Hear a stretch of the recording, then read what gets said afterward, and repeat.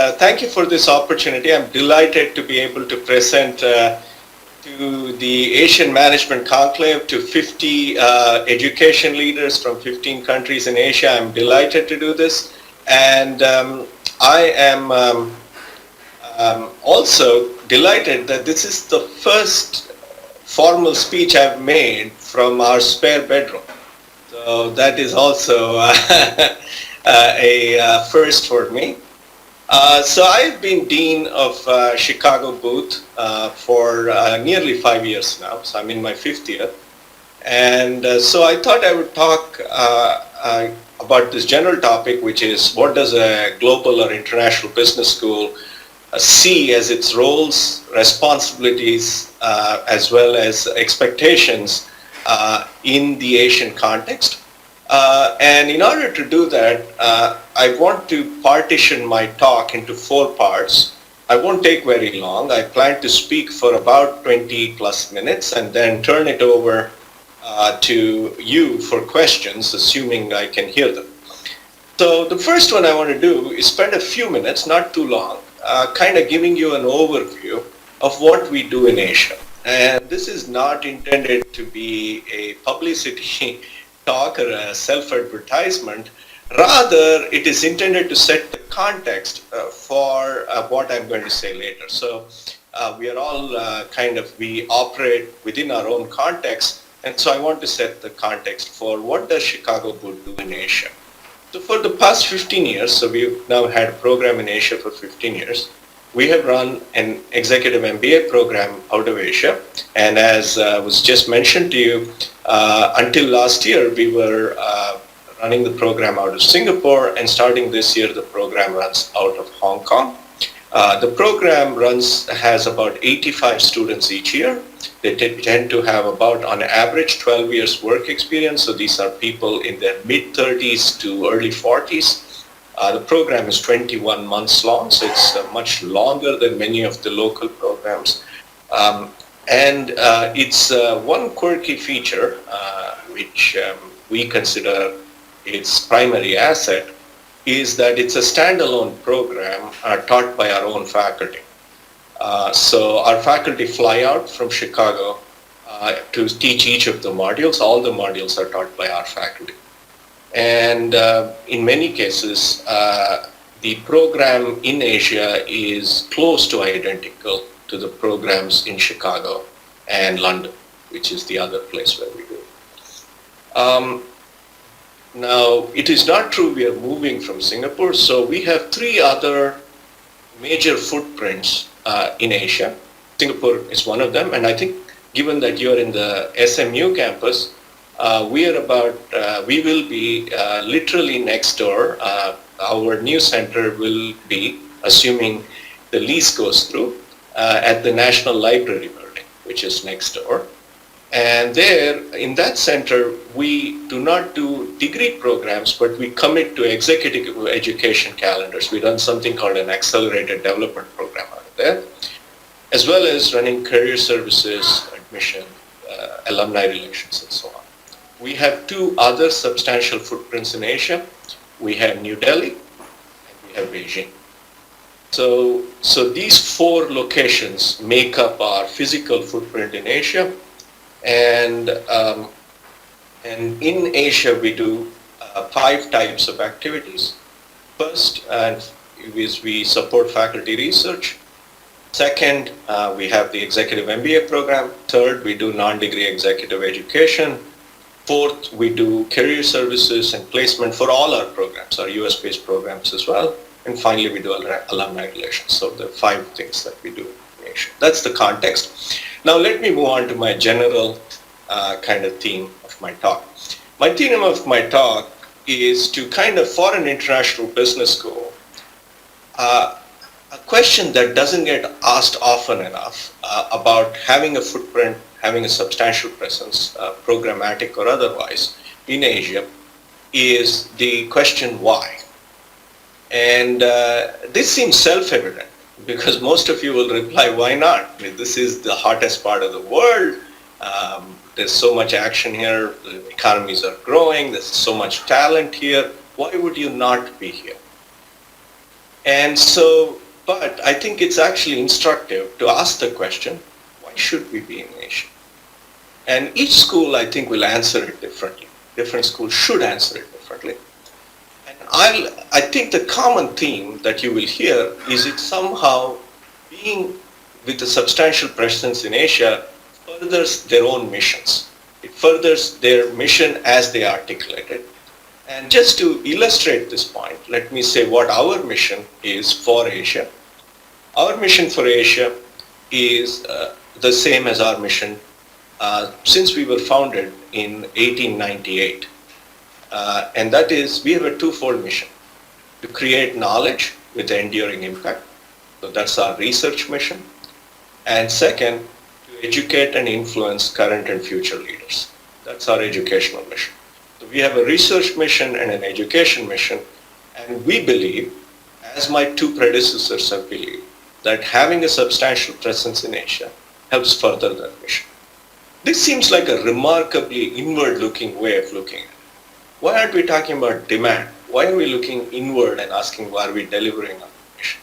I believe that for an international business school to actually add value to the society it's in, the context it's in, as well as to be sustaining, it has to operate in a way that's consistent with its internal mission. If an activity does not line up with the stated mission of the school, eventually it will cease to be self-sustained. And so I think this is the first point I'd like to make. The why question should be answered, and that's actually a responsibility of the International Business School, because otherwise it produces a less than ideal situation, in my opinion. In my mission, I did not bring up financial considerations at all.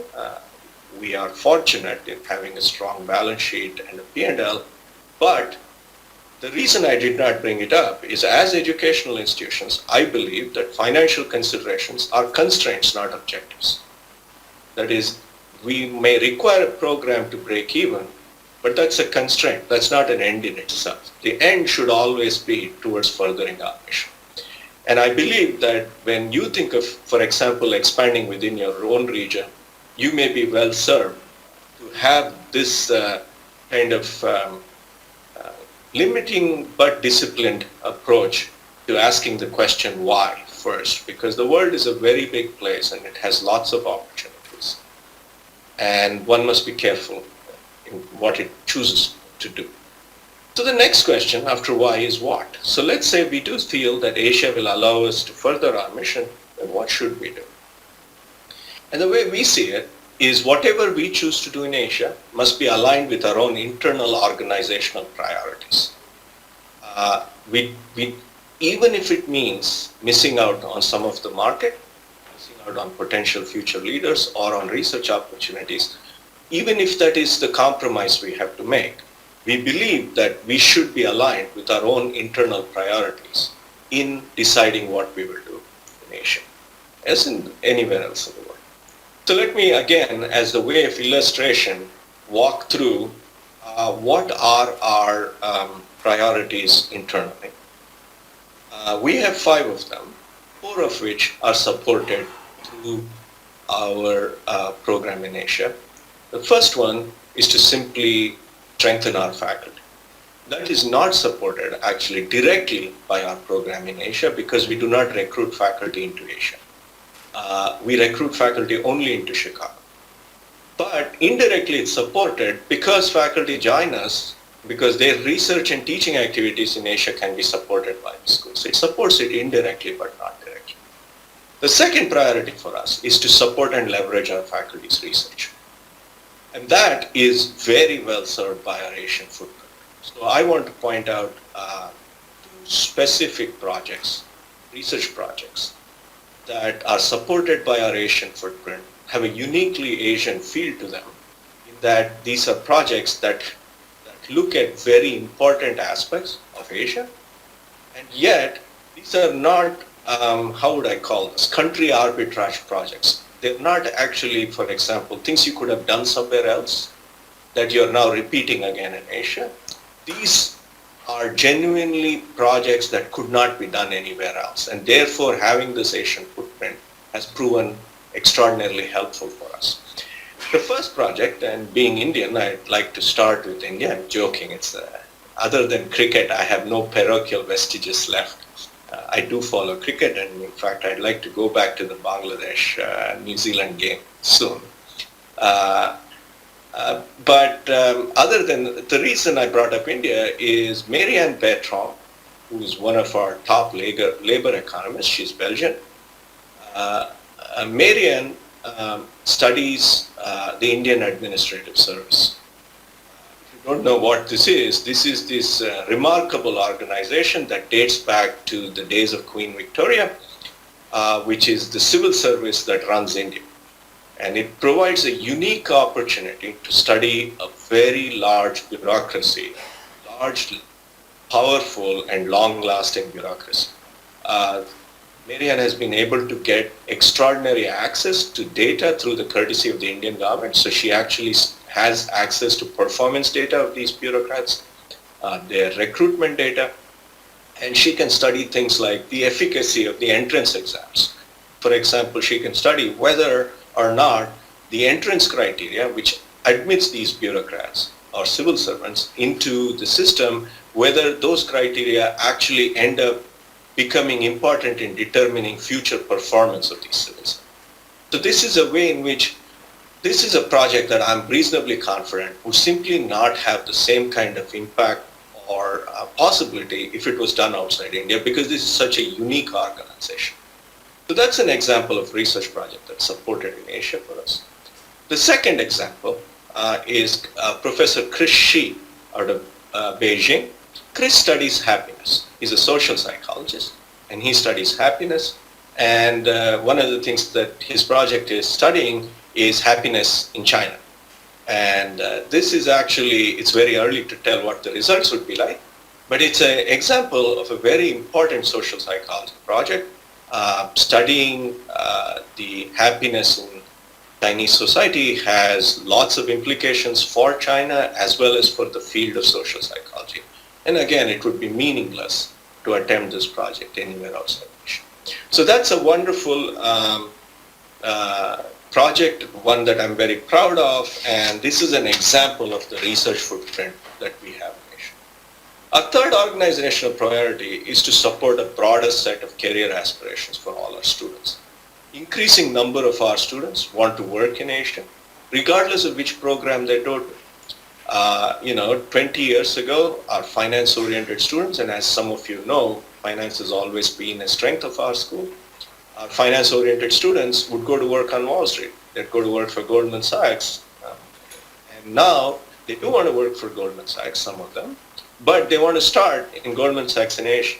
They want to start out of Tokyo or Hong Kong or Singapore, not necessarily out of Wall Street. And one of the reasons for that is a 20 smart, well-trained, well-educated 28-year-old has much greater opportunities for having an impact in Asia at that stage than they would in Europe or North America. And so they want to come here. And if you go back to our mission, we want them to be impactful leaders. And so supporting their career aspirations is a priority for us, and having a substantial footprint, substantial career services relationships as well as staff in the region helps us deliver on these career aspirations of our students. And so that's the third way in which Asia supports our internal priorities. So in terms of what, I've given you two things we do here: research support and career services.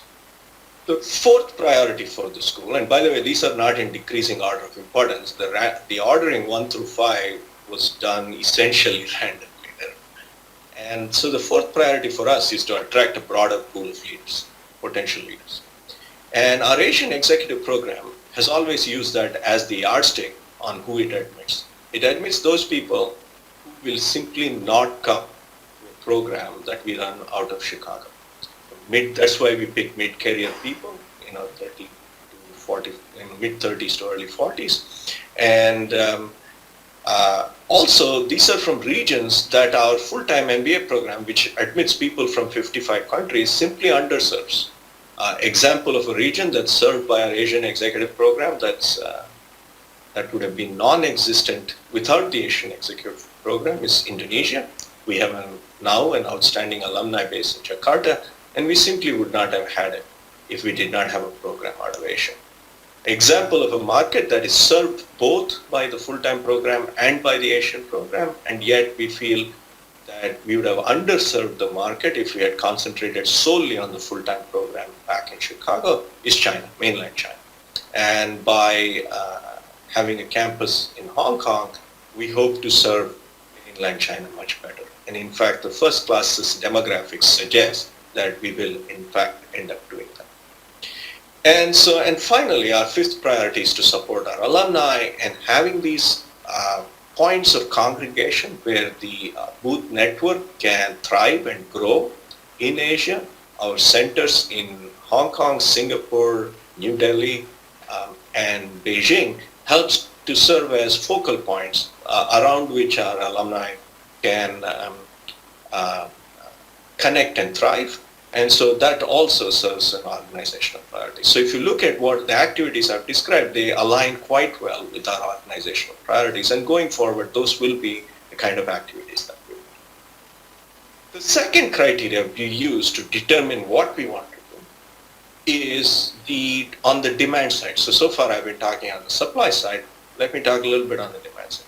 We genuinely want to add value to the region, because if financial performance is only a constraint, then objective should be having impact in the region as well as training leaders in the region. And so if that's the objective, we want to have a genuine impact in the region. We believe we've had impact in the region, and we'd like to have much more. And one way in which we have impact, if you remember when I described what we do in Asia, I pointed out to our somewhat idiosyncratic, what we call the pure Chicago model, where this is somewhat counterintuitive. And the context is so different, and as our moderator just pointed out, why don't I know what waving the hand means, or why don't I wish you, if this was Hong Kong, I should have said Gung Hei Pat Choi, since this is just after the Chinese New Year. But why did not I do this? Shouldn't we be teaching local context to our students in our program? Why are we looking for uniformity? And this is not a choice of convenience. This is a choice we have agonized over and come to the conclusion uniformity wins from our perspective. And this is because of who we admit. We admit seasoned leaders in the region. They've already worked in the region for 12 to 15 years. They understand local customs and mores. We give them instead, for example, in first class, one of the first classes they have is operating in a cross-cultural context. And so what we believe we add value in is not so much in teaching them about the region, they know more about it than we do, but to teach them how other regions are different. Where we add value is to actually transplant them to London and have the mainland Chinese interact with the Russian students in our class, and have both those populations learn from each other, and have both of them interact with our kids from Kansas back in Chicago, which is a third culture entirely, in case you didn't know. And so we want to provide, therefore, what we think is a genuine choice. Now, it's a choice. I'm not claiming it's better or worse than any other choice, but it's a choice in that it is not a Me Too product in this market. We want to provide a product that's distinctive, plays to our strengths, and therefore would be a good choice for some of the students. And those students will choose us. The second is we want to be a complementary partner to local institutions. And I'll give you a few examples of that as well. What do I mean by complement? I mean COMPLE, MENT, and what I mean by that is left shoes and right shoes. So the best partner for a left shoe is a right shoe. It doesn't look quite the same, but together they're better off than each of them would be by themselves. And so we have 2 or 3 examples of that. We partner in doing executive education. For example, with the National University of Singapore, we are going to run this in the coming months, a CFO executive education program intended for CFOs in the region. And the complementarities there are, for CFOs, local context must be emphasized. Local content should be emphasized. local experts should be relied on. And at the same time, we, for example, run a CFO forum in Chicago, which attracts from the Fortune 10, about 30% or 40% of the Fortune 10 is represented. And so we would like to bring our, kind of expertise to the table as well. And there we are the left shoe and right shoe partnership. There is local expertise, local thought leadership combined with international thought leadership. And we believe that the CFOs in the region would benefit from this partnership. So that's an example. Another example is as a convener. We are one of the founding partners in Singapore of the Asian Bureau for Economic Research, which mimics the National Bureau of Economic Research in the US here to support research, especially empirical research in economics. And we believe that we can actually add value by being a convening founding partner of this research enterprise. So those are examples of how we want to add value by being genuine complementary partners. And then the final way in which we add value to our alumni is we give not only thought leadership sessions like our Economic Outlook or the Asian Monetary Policy Forum that we've started running, but also some unusual programs that we are not even sure will eventually be successful, but they're kind of fun to try. An example of this is a program we call LaunchPad. And LaunchPad is a program that is intended to nudge people in their mid-30s who are alumni typically of our full-time program. We want to nudge them over the edge of quitting their jobs and starting something new on their own. So we want to be actually the kind of thorn in the side, if you will, to kind of get them, to make them ask the question, should I keep working at my job or should I try something on my own? Do we have a vested interest in making people quit their jobs? Absolutely not. But we do have a vested interest in the continued personal development of our alumni. And one of the things that we believe is good for the alumni is for them to genuinely consider whether they want to stay their current career courses or try something radically different. And the mental exercise of going through this, do I want to do something on my own, they find valuable. And on the supply side, we have a very successful entrepreneurship center called the Polsky Center for Entrepreneurship. For example, last year, two of the Polsky companies in the US, I'll talk about those two, had exits that were in the range of $1 billion each. And so we have had successful companies come out of it, including a company valued around $1 billion in India, which was also came out of an alumnus of the Polsky Center. And so we do have the expertise in the entrepreneurship area, but that's half the story. Other half is simply personal development of our alumni. So the what we do is very much aligned with our internal priorities. And I believe that a school that wants to expand, an international business school, and wants to be responsible by adding value to the region itself, must play to its own internal priorities if it wants to do this successfully. And finally, I'll take just a couple of minutes because the organizers told me to take questions for about 15 minutes. So I'll speak for another 2 or 3 minutes at most on how we do this.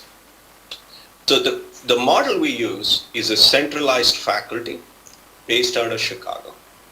And again, you can ask the question, that sounds both in some sense extremely limiting, and also wouldn't you be better off recruiting local faculty, as many of our peer schools do?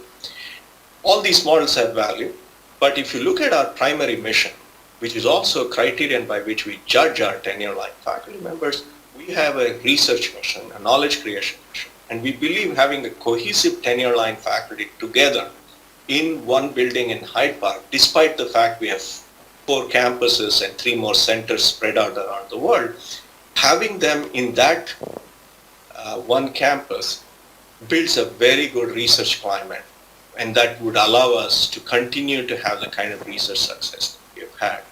And if you do want to have, as for example, in the last 2 years, we have had 1 Nobel Prize and 1 Clark Medal.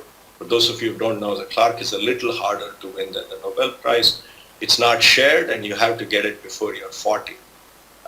and you can't get that kind of outstanding research faculty, I believe, have that kind of research impact. The faculty is diffuse. And second, it fits well with we offer a kind of uniform product, and regardless of the market, we are more. So that's one important aspect of how we do it. But what we complement it with is very talented, very senior administrators in each of our regional units. Hong Kong, for example, has our ED for our associate dean for the non-US MBA programs, as well as our associate dean for global engagement is based out of Hong Kong. So our senior administrator, we place senior administrators in the region. We have about 10% of our staff are paid in currencies other than US dollars. So we put substantial amount of staff here.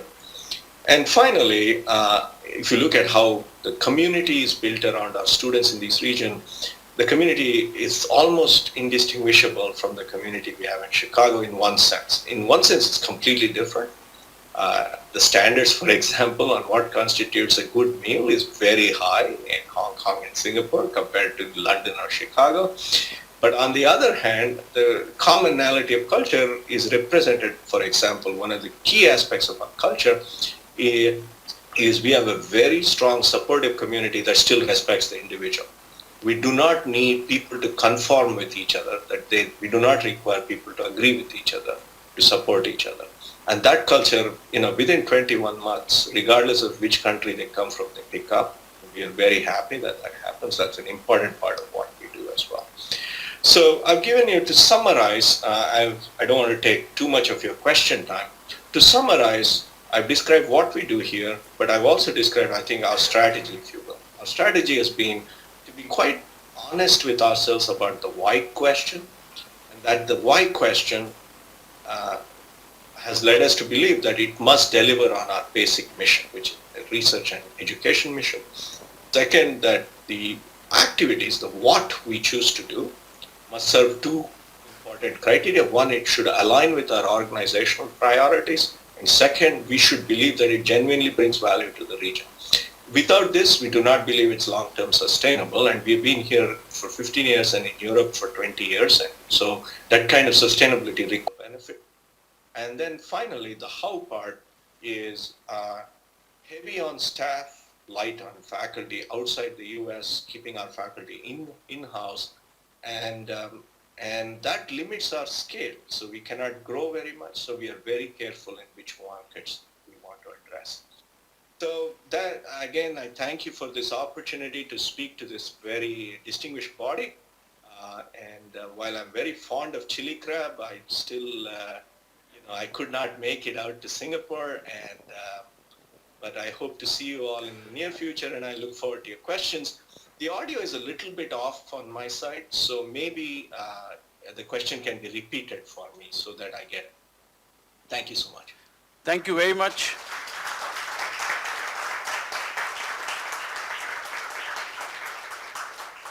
I hope you heard that at least. You heard our... Indeed I did. Indeed I did. And I'm grateful for it. Thank you. Thank you. Before we get serious questions, in a lighter vein, let me ask you the real reason behind moving from Singapore to your new place. The real reason, the official reason, all reasons are the same. We had a program in Asia that was not attracting people from the mainland. And it is very hard, given our strategy, to justify that. We wanted to, have impact in the region. It's hard to justify impact in the region if we could not draw students from the mainland. Thank you. We'll get a question from Dr. Roy Sembel, who's the Dean of IPMI from Indonesia. Good morning, Professor. My name is Roy Sembel from IPMI International Business School from Indonesia. Well, in fact, our previous commercial director is an MBA graduate of Chicago from Singapore. Okay, my question is like this. You mentioned in your why part of the presentation that financial for you is just a constraint, not an objective or an end. But in fact, you also explained that it is not really a constraint because your balance sheet is very, very strong.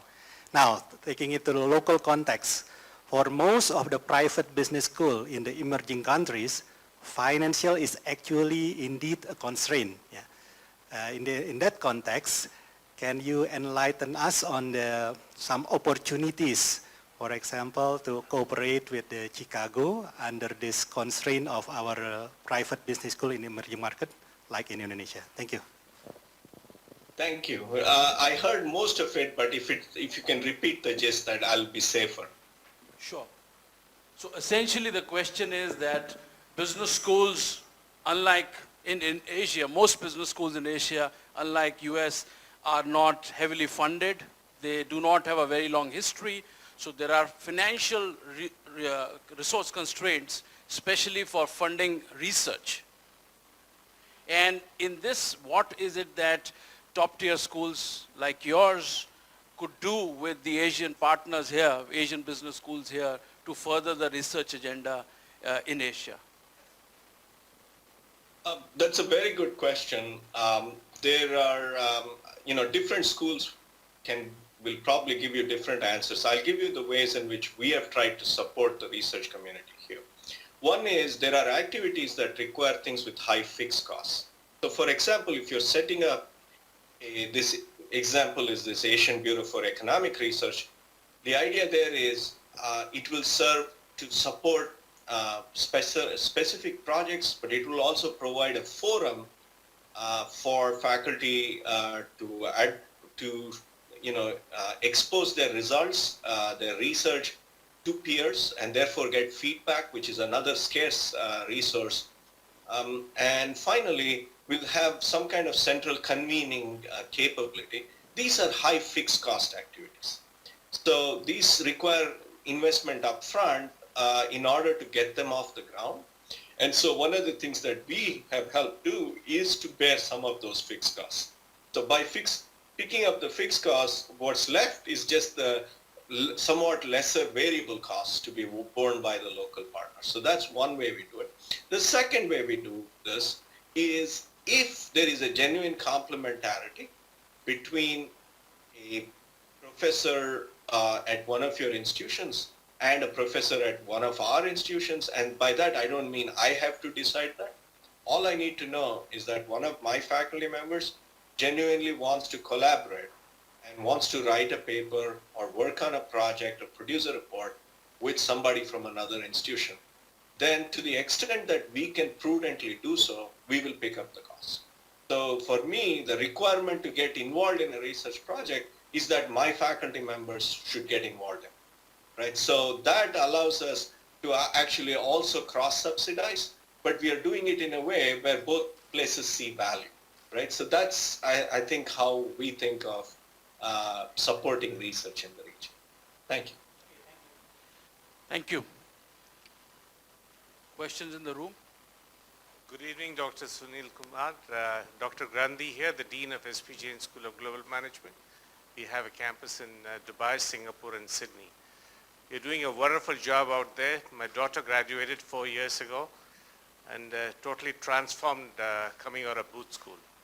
The question that I have for you is, it's a challenge always, the balance you need to strike between globalizing versus localizing.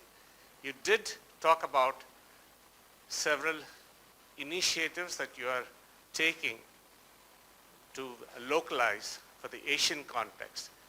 The last few days, in a couple of days, we have been only talking about contextualizing. With all due respect, do you think you're doing enough to contextualize it to Singapore and the Asian market when you fly and teach every minute with, with the faculty that are coming out of Chicago and not relying at all with the local faculty? Yes, you're collaborating here. Yes, you're doing a little research. You're having local participants. But is that enough, is my question. So I heard enough of that question. I didn't hear the kind words at the beginning, but I will simply extrapolate and pretend that they were very kind indeed. So thank you. The second part, your point is very well made. and I'm not going to stand here and defend our model. Our model is a clean trade-off. That is, what we are saying is we are not claiming to be completely local. The trade-off we have resolved is towards a kind of globally consistent program. Now, the only exception I would take to your question is the use of the word enough. The use of the word enough suggests that there's an absolute scale for every student and every institution as to what is not enough and what is more than enough. And I don't believe there's such a rank ordering. I actually believe that these are simply trade-offs or choices. Every program makes choices in what it can teach, what it wants to teach, what it can be good at teaching, and it makes choices that line up both with the kind of student it wants to attract as well as the kind of education it wants to impart. This doesn't mean that one is better or worse than the other. And in our case, the trade-off is the starkest, because what is self-evident to you is self-evident to every student who signs up for our program. Our Russians don't believe that our faculty will know Russian or that they are somehow expert in Russian. Our Japanese students do know, for example, and that's just coincidental, that we have one of the world experts on Japanese banking, but they know and understand the trade-off they're making. These are not 22-year-old fresh kids coming out of a undergraduate program or 18-year-old kids going into an undergraduate program. These are 40-year-old managers. They know what trade-offs they're making. And in our context, the trade-off is completely straightforward. We are limited on the ability to localize the curriculum, but that limitation is by choice. In return, they get something else. They get something where, beyond the context, we can offer a level of interaction in our programs and a level of conceptual rigor that is, in my very biased opinion, somewhat hard to duplicate. And so that's how I would answer the question. So I'm not actually rebutting your statement. It is correct. It's simply that we have a trade-off. With this, Dean Sunil Kumar, we will close the session. I, on behalf of 50 business schools at Asian Management Conclave, would like to thank you for your special address. It's been a very, very encouraging and very, very insightful address. And we really value business schools in Asia, value the model that American schools have created, which is research focused. And we look forward to be able to work with you, and we look forward to be able to benefit from you in terms of uplifting management education in Asia. Indeed. Thank you all for coming. I want to say one final word. As you all get so much better, my job gets harder, but I wouldn't have it any other way. As you can possibly expect from a guy from Chicago, we believe that competition is a good thing, markets are a good thing, but we're also good neighbors. We'd like to cooperate where cooperation is the right thing to do. We'd like to compete where competition is the right thing to do. But I think we're trying to do the same thing, which is to produce the next generation of leaders. And so thank you for this opportunity. I wish you all the very best.